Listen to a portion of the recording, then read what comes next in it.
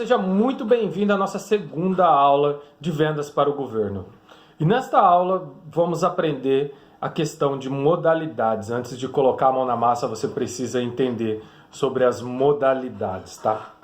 E basicamente, para compras, os órgãos públicos dispõem de 5 modalidades básicas para se fazer isso, tá? Concorrência, tomada de preço, convite, pregão presencial e pregão eletrônico, tá? Então essas são as 5 modalidades que o órgão público dispõe para poder comprar, tá?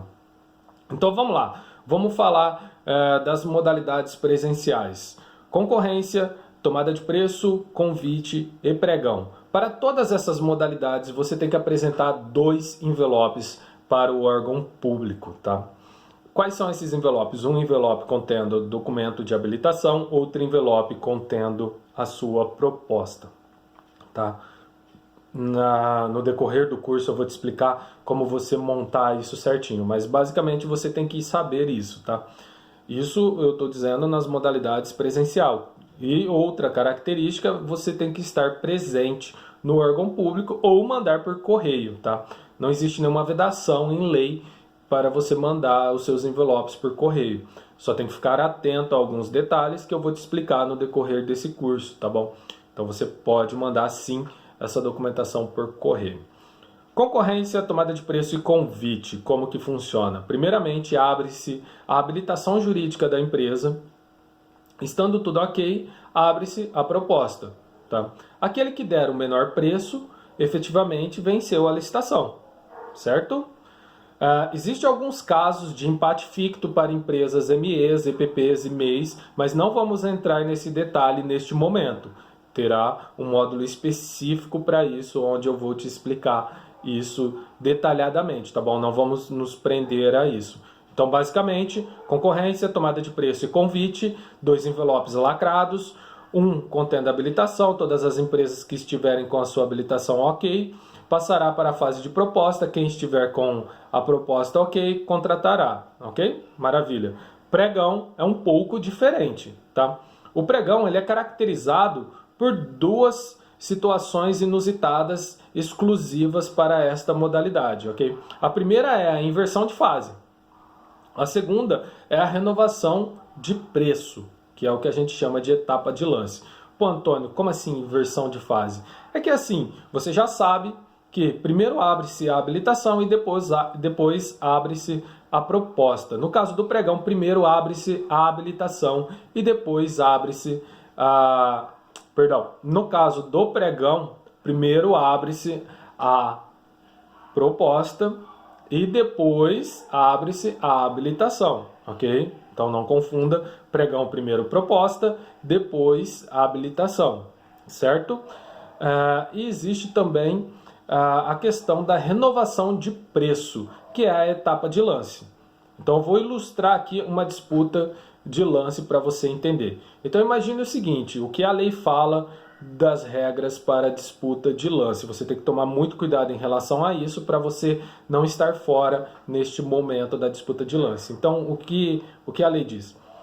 Imagina que a gente tem 10 licitantes participando de um determinado item, tá? E o menor preço é R$100. O que a lei diz? A lei diz que todas as empresas que estiverem até 10% do menor preço poderão entrar para a etapa de lance, ok? Então, se o menor preço é R$100, todas que estiverem até 110 participarão da etapa de lance. Então, se todas as 10 estiverem até 110, entrarão para a etapa de lance, tá? Então, basicamente é isso que a lei diz. Antônio, e se eu tenho uma empresa com 110 e o segundo menor preço é 112 e o terceiro é 115 e assim sucessivamente? A lei diz que, existindo mais que X empresas, então imagina, existindo as 10 empresas, o que a lei diz é, entrarão para a etapa de lance no mínimo 3, desde que tenha mais do que 3. E quais são essas 3? O menor preço e os 2 melhores preços subsequentes. Então, nessa ilustração, supondo que o menor seja 100, então o 112 entrará e o 115 também, ok? Só para ficar claro, recapitulando, todas que estiverem até 10% do menor preço participarão, e caso exista, os 3 melhores preços entrarão para a disputa de lance. Então, o menor preço e os 2 subsequentes. Okay? E como que é essa etapa de lance? É um leilão reverso. Tá? Pô, Antônio, um leilão reverso? Sim, um leilão reverso. Como que funciona? Então, o menor preço é 100. Então, esse está em primeiro lugar. O maior preço, supondo que todas estão acima de 10%, nesta ilustração que eu estou fazendo, o maior preço é 115. Então, o que acontece? O servidor público que vai julgar essa sessão, que é denominado como pregoeiro, tá? Essa é a denominação técnica do servidor público que vai julgar a sessão, o pregoeiro ele vai chamar o maior preço para cobrir o menor preço. Então, o que acontece? Ele vai chamar o Zé, seu preço é 115, consegue fazer menos que 100? Aí ele fala, consigo, 99. Aí o Zé vai para primeiro lugar.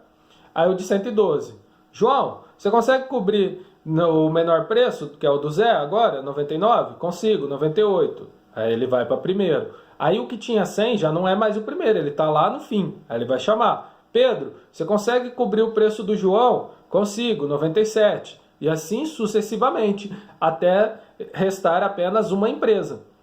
Pô, Antônio, e quando eu, que estou participando, não consegui fazer o preço? Quando você não consegue, você fala para o pregoeiro, olha, seu pregoeiro, eu não consigo. Essa é a melhor oferta, eu não consigo mais cobrir, eu declino. Aí ele vai te excluir da etapa de lance, vai continuar com os outros que estão ali, até restar apenas um. Tá? Lembrando que existe toda a questão do empate ficto, das empresas MEs e tal, mas não se prenda a isso neste momento, porque vai ter um módulo específico para as empresas MEs, em que eu vou falar os direitos que as MEs têm e vou voltar nesse contexto. Então ficou claro para vocês? Ficou bem claro? Então no pregão, todas que estiverem até 10% entrarão para a etapa de lance. Caso não tenha, as 3 melhores propostas entrarão para a etapa de lance. E a renovação de lance sucede-se dessa forma. O maior preço ele pode cobrir o menor preço até que reste apenas um. Naquela mesma ilustração, Antônio, o menor preço é 95. Eu estou com preço de 98. Eu posso dar 96? Não. Ou você cobre ou você não cobre. Isso é o pregão presencial. Ok? Então, trazendo de novo, às vezes fica insistente, fica um pouco chato, mas é para fixar mesmo na cabeça de vocês. Todas as licitações presenciais, 2 envelopes, um envelope vai ter habilitação, outro envelope vai ter proposta, sempre 2 envelopes lacrados, documentos de habilitação, documento de proposta, tá? Não se prenda aos termos que eu estou falando, porque na hora certa eu vou explicar o que é cada um, tá bom? Pregão presencial. Existe a inversão de fase. Então, a habilitação vai para o final, a proposta vem para frente e existe a possibilidade de cobrir os lances. Ficou claro?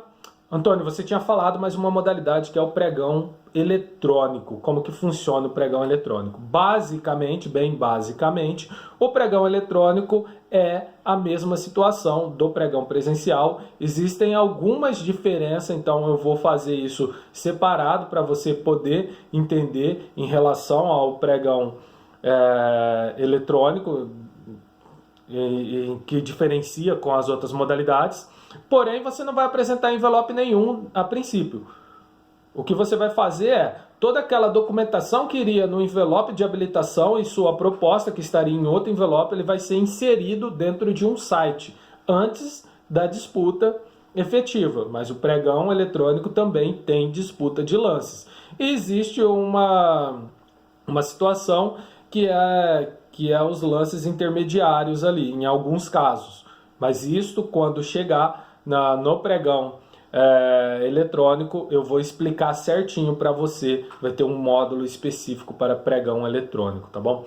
Bom, acredito que tenha ficado claro para você. Deixe suas dúvidas nos comentários. Encontro você na próxima aula, que a gente já vai pôr a mão na massa. A gente já vai procurar os editais, a gente já vai encontrar os editais, já vai analisar a documentação e vamos efetivamente participar das licitações, tá bom? Encontro você na próxima aula. Um grande abraço.